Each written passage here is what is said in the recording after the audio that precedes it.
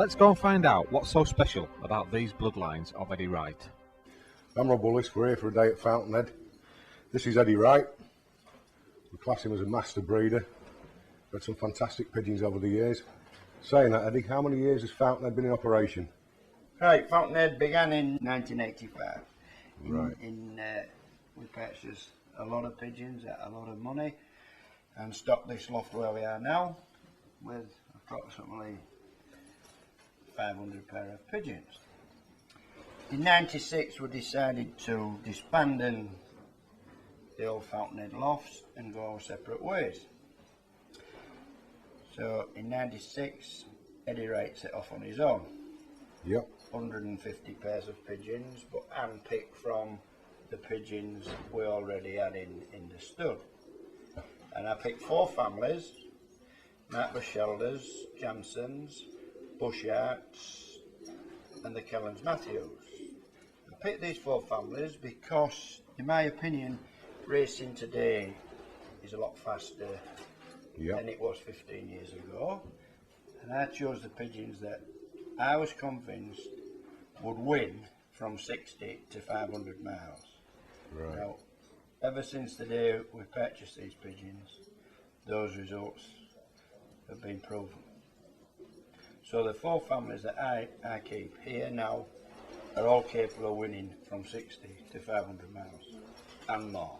Right. Where did the families originate from? The families, we bought pigeons in few entire clearance sales in Britain, but basically we went to Holland and Belgium and we bought the best long distance pigeons we could from Belgium. We bought the international winner, the Lord's international winner. He cost us £15,000 in 1985 and he was the first international winner to come into Britain, I think. Yeah. But basically the sprint middle distance pigeons have been the most successful. Can you give us just a brief idea of how you match the pairs for producing?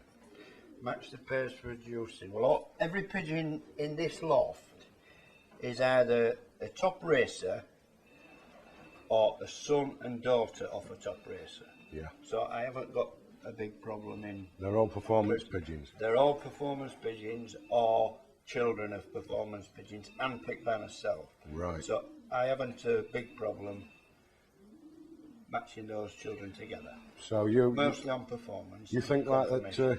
Like begets like. Oh, winners breed winners. Definitely. Yeah. Right. So you've got your 4 families. Which perform best at sprint, and which at the distance? Or you got all distances within all? No, all these 4 families have proved that they will win from 60 to 550. So they are all-round families. All-round families. Depends who gets what, whose hands they get into. Well, but yeah. There is winners out of all these families at those distances. Right.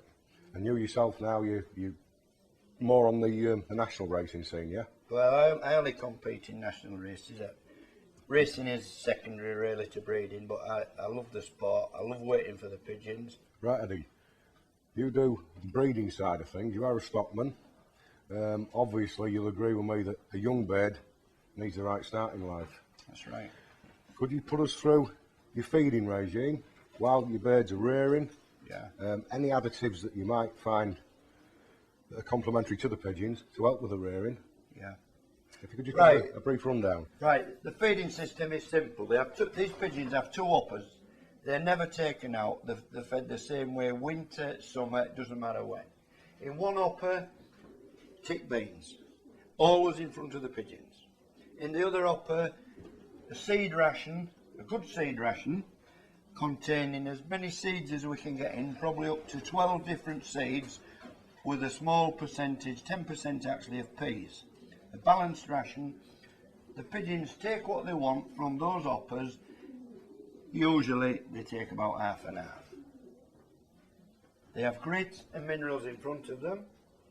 Flat minerals, grit at all times. In the water, garlic on a weekend, the multivitamins Tuesday or Wednesday. Is this all through the breeding season? This is right through the breeding and in the molting season. the same. The pigeon at the moment, we've stopped breeding. The cocks are still with the hens. I'll probably move them another week, 10 days, and they'll have 3 months on their own. Yeah. Till I'm finished molting, and they'll be repaired again in December. Right.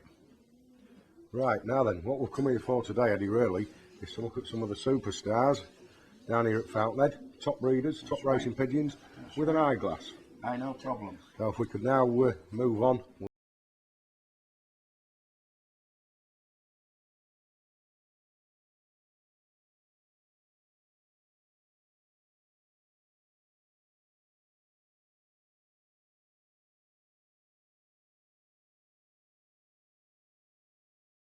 The black, the optic lens, it must be perfectly round.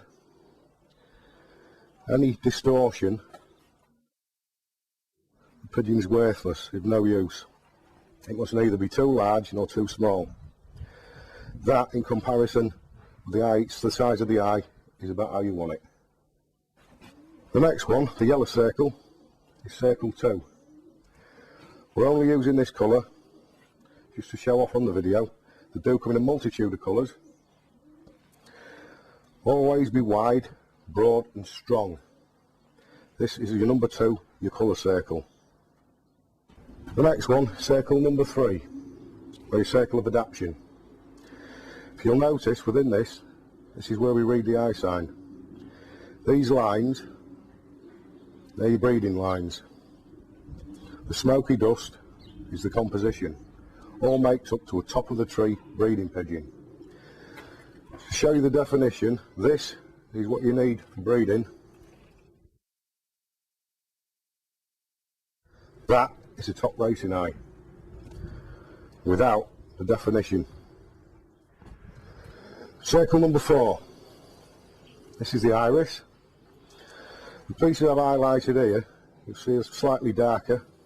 They're what I call the mountain ranges. Its definition, again, this denotes breeding or racing capability, depending on how mountainous, how jagged and how deep in colour. This, what you're seeing at the moment, will be the ultimate in breeding eyes. You've got the mountain ranges, you've got the breeding lines within your third circle. You couldn't fault an eye of this calibre. But one step further, to the yellow tinge around the outside, the perimeter. You know what I call the outer circle. On a good pigeon, this must come in. On a very good pigeon, coming from circle 2, it'll come right through the eye. Champion status.